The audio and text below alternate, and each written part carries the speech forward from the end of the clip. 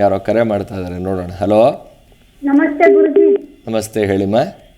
ನಮ್ಮ ಮನೆಯವ್ರಿಗೆ ಆರಾಮೇ ಇರಲ್ಲ ಗುರುಜಿ. ಯಾವಾಗ್ಲೂ ಏನಾಗಿದೆಮ್ಮ? ಯಾವಾಗ್ಲೂ ಸುಸ್ತು, ಮಾನಸಿಕ ತರ ಮಾಡ್ಕತ್ತಾರ ಗುರುಜಿ. ಟೆನ್ಷನ್ ಆರಾಮೇ ಇರಲ್ಲ. ನಮ್ಮ ಮನೆ ಪರಿಸ್ಥಿತಿನೂ ಸಾಧಾರಣ.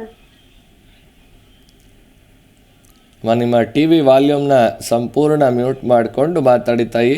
ಟಿವಿ ಇಲ್ಲ ಗುರುಜಿ, ಹೊರಗೇನು ಟಿವಿ ಇಲ್ಲ ಗುರುಜಿ. ಸರಿ ಸರಿ.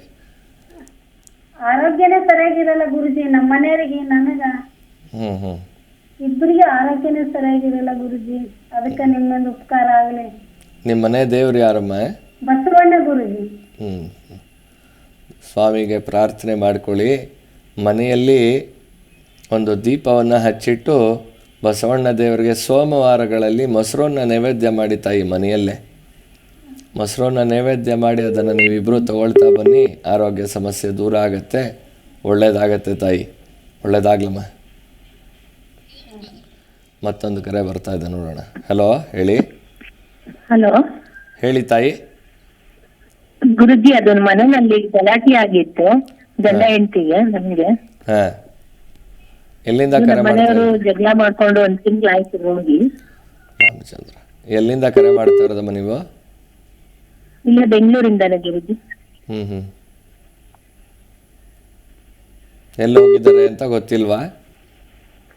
ಹೇಳಿ ಗುರುಜಿ. ಎಲ್ಲಿ ಹೋಗಿದ್ದಾರೆ ಯಜಮಾನ್ರು ಅಂತ ಗೊತ್ತಿಲ್ವಾ? ಜಗಳ ಮಾಡ್ಕೊಂಡು ಮಗನ ಕರ್ಕೊಂಡು ಅಕ್ಕನ ಮನೆಗೆ ಹೋಗಿದ್ದಾರೆ. ಬರ್ತಾರೆ. ಅದು 1 ತಿಂಗಳಾಯ್ತು, ಇನ್ನೂ ಬಂದಿಲ್ಲ ಗುರುಜಿ. ಬರ್ತಾರೆ ಇನ್ನೊಂದು 3 ದಿನದಲ್ಲೇ ಬರ್ತಾರೆ. ಆತಂಕ ಪಡಬೇಡಿ. ನೀವೇ ಕರೆ ಮಾಡಿ ಮಾತಾಡಿ. ಒಂದ್ ಮಾತು ಬರುತ್ತೆ. ಎಲ್ಲ ಮಾತಾಡಿ ಆಯ್ತು ಗುರುಜಿ. ಬರ್ತೀನಿ ಅಂತಾರೆ, ಒಂದ್ಸರಿ ಬರಲ್ಲ ಅಂತ ಹೇಳ್ತಾರೆ. ಏನು ಆತಂಕ ಪಡಬೇಡಿ. ತಾಯಿ ಲಲಿತಾದೇವಿಯನ್ನ ಪ್ರಾರ್ಥನೆ ಮಾಡ್ಕೊಳ್ಳಿ. ಮನೆಯಲ್ಲಿ ದೀಪ ಹಚ್ಚಿಟ್ಟು ಲಲಿತಾ ಸಹಸ್ರನಾಮ ಕೇಳಿ. ಅವ್ರ ಮನಸ್ಸಿಗೆ ಶಾಂತಿ ಬರುತ್ತೆ. ಇನ್ನು 3 ದಿನದಲ್ಲೇ ಮನೆಗೆ ಬರ್ತಾರೆ. ಆತಂಕ ಪಡಬೇಡಿ, ಒಳ್ಳೇದಾಗ್ಲಿ. ಅದೇ 1.5 ತಿಂಗಳಾಯ್ತು ಗುರುಜಿ. ಮಗುನು ಕರ್ಕೊಂಡು ಹೋಗಿದ್ದಾರೆ. ನಿಮಗೂ ಮಗನು ನನ್ನ ಹತ್ರ ಬರ್ತಾ ಇಲ್ಲ. ನೀವು ಶಾಂತಿಯಿಂದ ಇರಲಿ ಅಂತ ಹೇಳಿ ಯೋಚನೆ ಮಾಡಿ ಕರ್ಕೊಂಡು ಹೋಗಿದ್ದಾರೆ ಅಷ್ಟೇ. ಆತಂಕ ಪಡಬೇಡಿ, ಸರಿ ಹೋಗುತ್ತೆ. ಏನು ಬೇರೆ ಥರ ತೊಂದರೆ ಆಗೋದಿಲ್ಲ. ಒಳ್ಳೇದಾಗ್ಲಮ್ಮ. ಮತ್ತೊಂದು ಕರೆ ಬರ್ತಾ ಇದೆ, ನೋಡೋಣ. ಹಲೋ. ಹಲೋ, ಹೇಳಿಮ್ಮ. ಗುರುಜಿ ನಮಸ್ಕಾರ. ನಾನು ಮಂಗಳೂರಿಂದ ಮಾತಾಡ್ತಿರೋದು. ಹೇಳಮ್ಮ. ನಾನು 2 ವರ್ಷದಿಂದ ದತ್ತಾತ್ರೇಯಕ್ಕೆ ನಡ್ಕೊಂತಿರೋದು. ಹಲೋ, ಏನ್ ಕೇಳ್ಬೇಕಾಗಿತ್ತು ಹೇಳಿ ತಾಯಿ. ನಾನು IAS ಕೋಚಿಂಗ್ ಹೋಗಿ ಬಂದಿದ್ದೆ.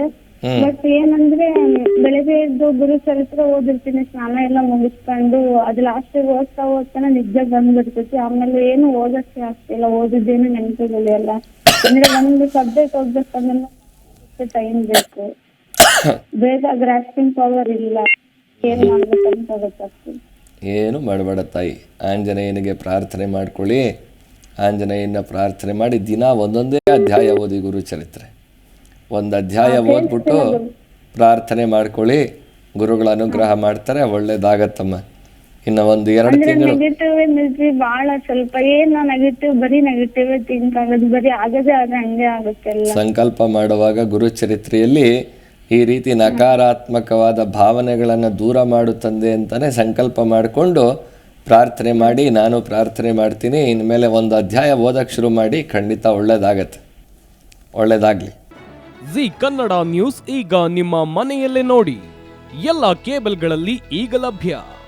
ಸನ್ Direct 292, Jio TV 1334, U digital 162, city cable 51, GTPL 17, Abhishek cables 821, Rockline telecommunication 51, Shri Basaveshwara number 60, Vinayaka digital number 53, in digital number 896ರಲ್ಲಿ.